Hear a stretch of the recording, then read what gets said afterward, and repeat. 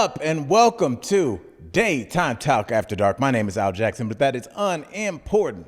What is important is I am joined by my ace in the hole.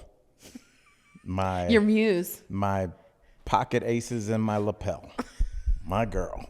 Your huckleberry. My huckleberry. That's right. Yes. Hi, Tory guys. Showman. Hi, everyone. How are you? Tory, before we get started, you got to talk to the people. I got to what? Talk to the people. Talk to the people. It's good to see everybody. I hope you guys are having a fantastic week. It's Friyaaaay. I refuse to say that, but sure. Yeah, he never did for 7 years. But yeah, I'm hoping everyone had a big day and they're having an excellent weekend. April's a good time. We're getting some springtime coming. That's right. Birds are chirping. People are falling in love. This is small talk that wouldn't pass at the bank. Okay. Read it. Oh, okay. I'm so sorry. I forgot we were doing Do not that. take any of this out. Okay, we're keeping all of this. All right. The good news You just stop talking. I'm You so just sorry. I shut thought we down were like talking about just April. Teddy Okay. Ruxpin. I'm so sorry. So the good news is that it is important for us to recognize this week, which is National Infertility Awareness Week, which is something we have been very open and transparent on DBL as well as Daytime Talk After Dark. And if you didn't know, the first fertility clinic was opened 100 years ago, and science has come a long, long way since then. So our sponsor, the Positive Energy Campaign, actually posted a very cool video about that, the science in fertility awareness. Take a look at the video now. When you think of oil and gas, you probably picture the stuff that fuels your car. But guess what? Oil and gas have also helped make some important medical breakthroughs, like treatments for infertility. Take IVF, for example. The test tubes, syringes, and even some of the tools used in these treatments are made from petroleum-based materials. Also, some of the hormones used in fertility treatments are made with petroleum-derived compounds. But while oil and gas have played a role in helping families grow, there's also a lot of focus on how we can make things more environmentally friendly. The goal is to find a way to balance both progress and sustainability for a better future. Follow the Positive Energy Campaign for more.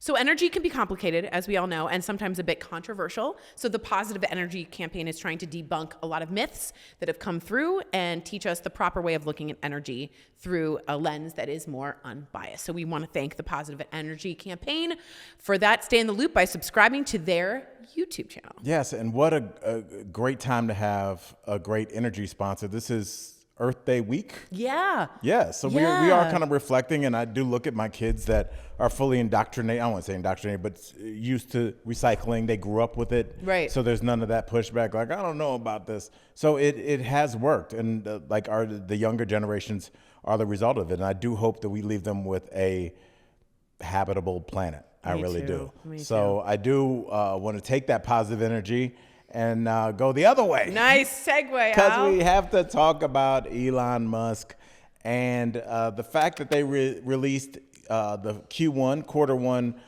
profits for Tesla. And Tory, I'm no business person. I know you're not either. But his sales are down 71%, which is 29% away from all the way down to no sales. I feel like we aren't business people, but 71% isn't good. I think that is catastrophic. Yeah. And in terms of like your stockholders and people that hold shares in your company and have really kind of believed in this man almost more than what he's produced. It's more like the potential of what he could produce. Mm-hmm.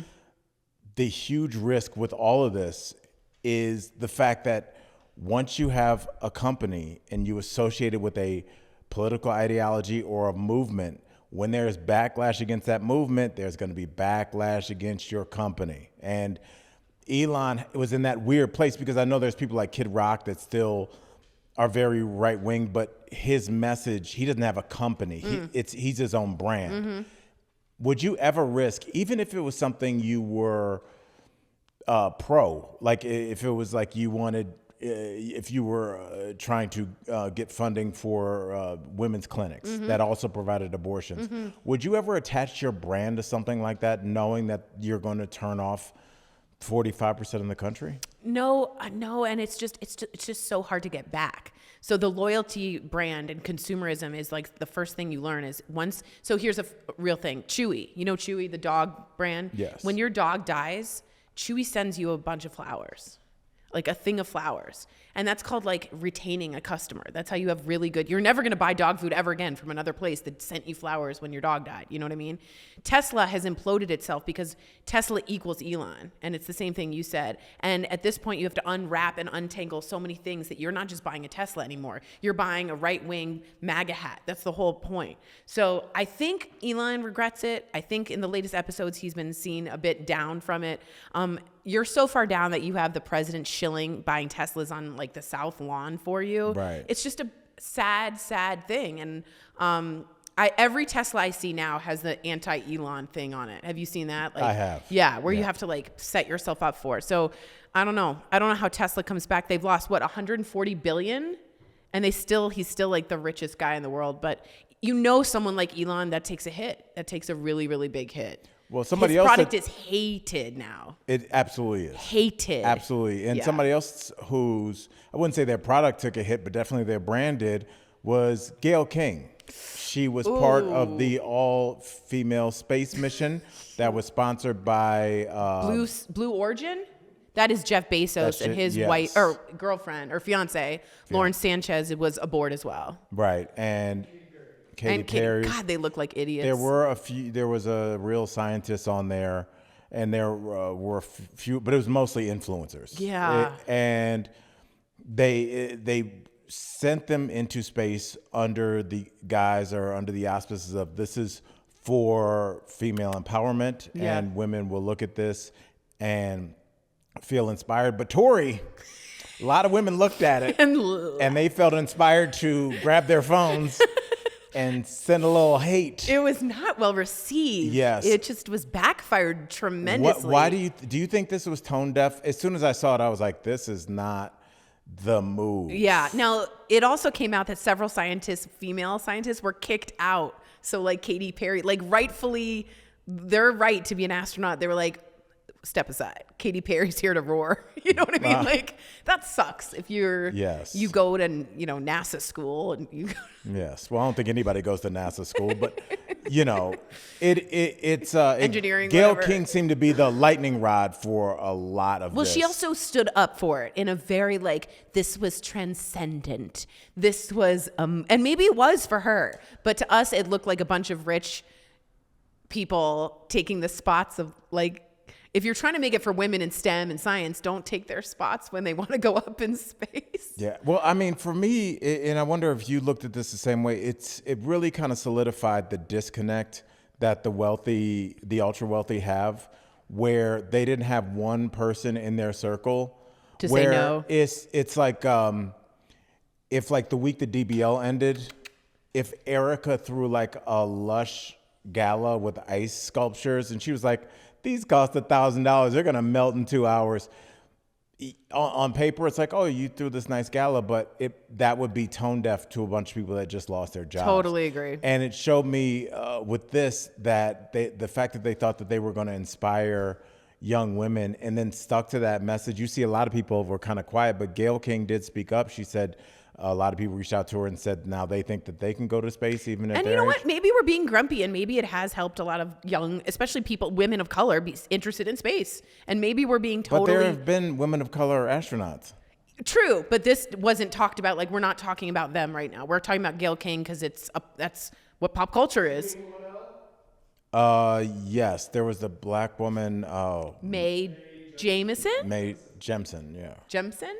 Yes. Well, do you know Sally Ride, who was the first one? They asked how many tampons she would need for a 7-day ride, and you know how many they sent her up with? How many? 100 tampons. That's what a dad would do, drop you off at college. I don't know how many you need. Sam's Club said this is all they're allowed to sell me. 100 tampons for 7 days. Poor Sally Ride. Yes. Good for her. So I don't know. Gail King will be fine from this, but I do wonder if moving forward, just like companies have brand ambassadors and companies have think tanks that they hire, they need to get some regular folks. Or can I ask you something? Yes. Do they get someone and this is going to sound really, corny, but do you get Malala Yousafzai and have her go up? Do you know what I'm saying? Do you commercialize space in a way that is applicable and relatable to people, but just don't use Katy Perry? I don't think Malala would go. Yeah. Because she knows, and I think that's the issue. Yeah. I think that they're trying to reach a demo that might not exist. Yeah. And I would say a lot of companies moving forward. I remember one of the first stories we did on DBL was the story about, remember the Dove ad? And there was a t-shirt like the best monkey on the playground. And it's tone deaf and embarrassing. But more than that, it's just like, oh, none of you guys in the boardroom have like set foot outside and talked to a regular person, because they would have been like, bro, you're gonna get lit up. Yeah. And they need to have hire like a Roy Wood Jr. or something, or hire me to just stand there and be like, nah, dog. Bad idea. They'll have all the charts. I would take them, rip them in half. Yeah. I'd be like, you guys would get killed if you put this out. But there's such a disconnect between what analytics say and what your follower counts is, as opposed to like how people feel. And I feel like Gail felt that backlash firsthand. And I also, just to put a point on, like, what's the last place that rich people have their playground? Like, they've done the ocean. Space is, to be honest, like one of the new playgrounds for the rich. And the conspiracy theorists would say that, once this planet is no longer inhabitable. Right. They're the ones who are going to get off of it. Right. And maybe that was just when you drive around your new neighborhood. I like the house on the like, left. oh, there's a CVS over here. Okay, noted. Noted. All right, well, Tory, let's get into a better mood with one of your quizzes that I love so much. Okay, we're only going to do like 5 questions. Okay, well, 5 or 10. don't cap the fun. Okay. First question. I thought that was a good one. What is the most? Okay, excuse me. Highest grossing R-rated film of all time, Jacob? Now I can give you guys, I'm going to give you guys 4 multiple choices, okay? Okay. Deadpool and Wolverine, which is one. Jerry Maguire. What? The Hangover, or Joker. Okay? I'm going Deadpool. I think it might be Joker. Nick? Okay, let's see. It's Deadpool. Yes. Those And Marvel Wolverine. movies. And I mean, damn. It speaks what if to, it was Jerry Maguire? I don't think Jerry Maguire is being watched a lot anymore. It's a great movie. I'm not saying it doesn't hold up. It Really just good movie. Yeah. Good one. I don't think people are watching that anymore. Really? No. You had me at hello? I don't think people are watching it. I think people still watch Adam Sandler movies. Yeah, that's true. I don't think they watch that. I like Jerry Maguire. In the original Star Trek, what color uniform does... Okay, you're not going to know this. What is the name of the spaceship in Alien? What kind of nerd quiz is this? Who would know that? Do you want me to give you a quiz? So Prometheus is one. Let's see. That's my answer. It's Nostromo. What quiz is this? Okay, in Lost. Did you ever watch Lost? No. Okay, this is going great. What was Chappell Rowan's debut album called? Pink Pony Club. Michael Dean, and what is it? Okay, it's The Rise and Fall of a Midwest Princess. Which musical features the song The Room Where It Happens? You took your mother to see this musical. Hamilton? That's correct. All right. That's the only one I've ever taken my mom to see. So that Is that true? It narrowed it down, yes. Okay, and finally... can I say one heartwarming thing? Yeah. I talked about... did I talk about my son's play on DBL? Yes. On Daytime Talk? Well, I talked about it on the radio as well, and I mentioned his high school, El Segundo High School, and the school found the clip and posted it. So my son called me and was like, thank you. And it's just like, I thought that was so... They found the clip of the Daytime Talk? Yes, I guess somebody was on national radio talking about El Segundo.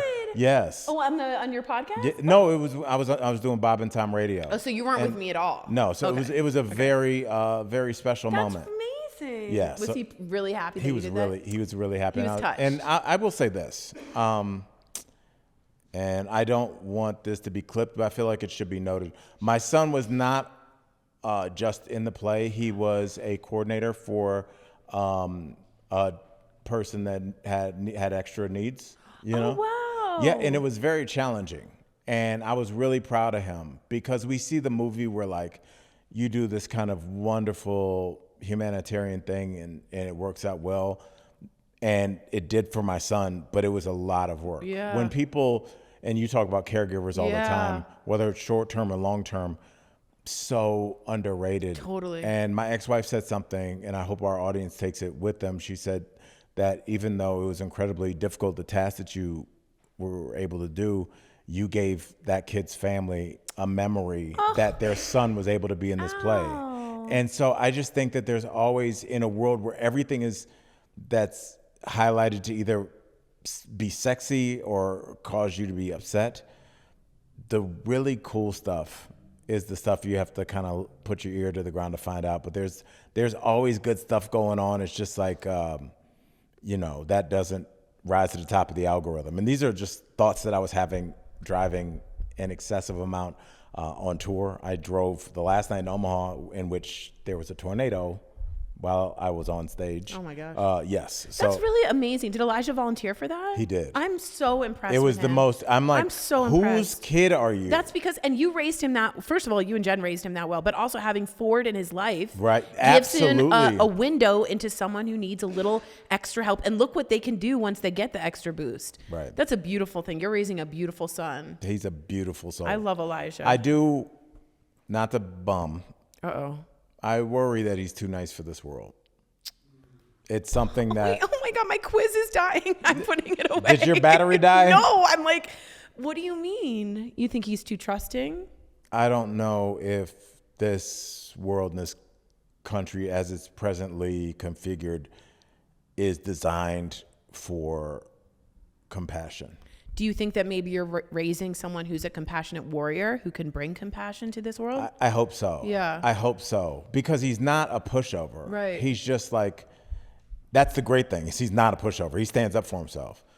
But I just always wonder and worry that the people that do the most good are the most vulnerable. And this kind of is getting away from my son, and just in general, our society, the people that are, I think about those two black women that were counting votes in Atlanta. In Georgia? And just their lives are ripped apart because no one stood up for them. Meanwhile, the head of our Defense Department is sending out our mission information over Twitch, and no one does anything to him because he's deemed as powerful. So it's weird how people go after who they think that they can. So I don't know. I hope that that's a trend that we see change with this next generation. And the heartwarming thing is every generation is a little bit better than the last one. Yeah, and let me say that the compassionate, nonviolent belief system is literally what changed the civil rights history movement in this country. So you're raising a warrior that can be part of a movement that can literally change the world. Okay. So I believe in Elijah. I think the world is made for him, and he's going to change the world. From your lips, I totally believe that. I know. That's amazing. Yeah. All right. Well, I got verklempt. Didn't you have another quiz question? Yes, I'm very sorry. sorry. Why did you shut your? Because you were very sweet. Okay, what was Elvis Presley's first number one hit in the United States? Blue Suede Shoes. Was it Heartbreak Hotel, Love Me Tender, Blue Suede Shoes, or Jailhouse Rock? I hate this quiz. Okay. I hate Why it. am I All right, what streaming service is Severance on? Apple. That's one of the questions. Where's the unpopular opinions? How about this? What is the only horror film to win the Academy Award for Best Picture? No. Was it Psycho? So the four are... No, he never won, right? Silence of the Lambs, Psycho, Get Out, or The Exorcist? Oh, didn't Get Out win? It's 1991 Best Picture, Silence of the Lambs. I don't know how we fucking didn't know that. So Oh, I'm sorry. Unbelievable. Didn't Can't know believe your we're not movie people in here. 40-year-old facts in here. I can't believe we didn't know that. Let's go to unpopular opinions, shall we? I'm glad you didn't have this queued up. Strong handshakes are a sign of weakness. I note them when I get them. Remember Trump was kind of doing that his first term. He was shaking. He pulled people in. He goes like this. And I've met guys like that. Yeah. I actually had a friend of mine who's a comic, and he kind of confronted this big Australian guy because after the show, I think the guy was drunk and being friendly, but he was like shaking hands, pulling you in, and then giving you a back slap that was like one notch below, like, what are you doing? And my comic friend, I was opening for this guy, a friend of mine I love, and he just goes, one more of that and we're gonna have a problem. Ooh. And I remember thinking like, I don't know if both of us can take this guy. So I was like, I don't want to like a large Aussie. Yeah, he's a huge drunken Aussie. And the good thing is Dude. I think that he respected my friend for standing up. Yeah. But I think people do that to see, if you will, to see how far they can push you. I think everything means something. Everything means something. So yeah, when I shake a hand with a man, I make sure that my handshake is not limp or dead fish. But when a guy does it and they like overdo it to me, I'm like, I know what you're doing. And it's uncomfortable. And it's dominating. And it's about power. Okay. Yeah. I could see that. Very uncomfortable for a woman. So guys, don't be like limpy about it, but certainly don't like aggressively shake. It's a little uncomfortable. Okay, another unpopular opinion. There's too much Pedro Pascal happening at once. I like him. Are we good with him? I'm good. Right. I like The Last of Us. I think he's really weird and cool. No, but I hear it's good. Gladiator. Like, I need more Pedro Pascal. I don't agree with this one. I totally agree. He's having a moment, and you're going to have that. Timothy Chalamet had one later last year. So I'm saying, live it up, Pedro. You never know when it's going to end. Agreed. Okay, here's another one. Pasta is just bland filler food that is not worth the calories. You have never had good pasta. That is impossible. That's horrible. That's horrendous. Really? I lived 12 months in Italy and ate it breakfast, lunch, and dinner. And they don't, oh my God, I can't believe you guys. But I will say this in defense of that, even though I love pasta, everything is just a way to make meat stretch. So every culture, whether it is during like wartime. Some places, some places have pho. Some places have rice and beans. Some places use potatoes. Some places use, whatever just a starchy is native carb. to your, because unless you're Argentina, you can't have beef every day. Steak and wine, okay? Yeah, right. Argentina. So like a lot of places, it's just like, here's how we make our meat stretch. Right. Sometimes it's a shepherd's pie. Sometimes it's spaghetti and meatballs. And sometimes it's cabbage soup. Sometimes it's cabbage soup. All right, this is a good one. You guys can all, this is from... What is cabbage soup? Oh, when you're really poor, you just take cabbage and hot water. But couldn't you do that with anything? Yeah, but cabbage is easily grown and propagated easily for poor people. So it's, back in the Irish days, they'd be like, go get yourself some cabbage soup. I don't know if any of that's true. I feel like you're just... you see it in the movies. They always have like slop and it's like cabbage soup. Don't look around for like, the slop soup. No. Okay, how about this? And Michael Dean, you have to do this. Nuts do not belong in salad. Absolutely agree. Absolutely agree. No walnuts? And get fruit out of there too. I agree with that. No fruit. I don't like it. Get out of my salad, mandarin. I don't like mixing random flavors. Strawberry. What are you doing in there? Why are you in there? Get out of there. You're trying to be fancy at... I don't want any of the watermelon. You're too wet for the salad. It's gross and weird. Yes. Completely agree Absolutely. with you. Okay. So, checking the time there. Have to edit that out. Let's see. Fruit snacks on PB&J make it a better sandwich. They add gushers. I'm not even going to answer that. Is that just like a stoner? Where are your good ones? Oh my God, I'm trying. Why don't you go to like Am I the Asshole or something? What are you on? One for lamb chops are the worst cut of lamb. I will disagree with that. Lamb chops are delicious. They're just tiny. They're so small. Yeah, they're just like, that's more of like, I'm trying to show you a good time, girl, but we're going to go get some real food after this. You're not getting full off lamb chops. That's not happening. I agree with that. People who fully drown their chicken wings or tenders in ranch should not be given an opinion about food. I kind of agree with that. But look. You think it should just be a little dip? Not like a full scoop? I'm a sauce girl. I like a full drench. See, I don't like sauce on my fingers, so I don't like sauce. Oh, I like sauce. Okay, that's not my, because I'm like, if you're just going to have sauce, what's the point of like a good dry rub? So I'm out on that one. Okay. Rainy days are better than sunny days. I wouldn't say a rainy day, but I'll say a good half-hour rain is very cleansing and refreshing, and I think it's important. I notice it when it's happening. I really do. I think you got to reset the day a little bit. I totally agree. It cleans the sidewalks. I totally agree with you. Yes, I absolutely. totally agree with you. sorry. Oh, I totally agree with this. Arugula belongs nowhere near your burger. Yeah, I don't. This person says arugula and cilantro are like the Patty and Selma of sandwich greens. I don't really taste them like that, but I mean, it's like, I thought it was just like fancy lettuce. I just think they get stuck in your teeth and they're stupid. All right, Finally, okay, ask your last one. all right, frogs are adorable creatures. No. Okay. Here's a thought that I had while I was driving 45 hours throughout the Midwest. I had a lot of different thoughts, and I wanted to get your opinion on this because I was wondering if I was wrong or not. When you and I did Daily Blast Live for 7 seasons, we did a lot of charity work. Yeah, right? we did. Al and I specifically more than the others because we're better people. Yes, much better people. Now, I don't regret not charging for that. Ooh. But I did have the thought that, like, once DBL was over, we didn't hear from them again. Especially there was one that we had booked that then said, "Oh, we're good." So what's your question?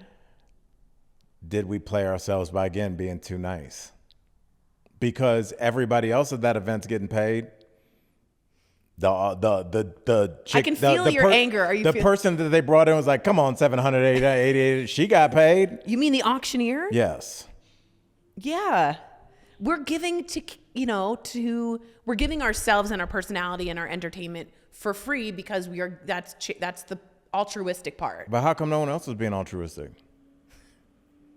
Do you wish we had gotten paid? Yeah. Okay. I mean, it just like, the way things ended, it just like showed me how like easily disposed. And I was like, oh, maybe that's just a lesson. So I wouldn't even call that volunteering, even though we kind of did.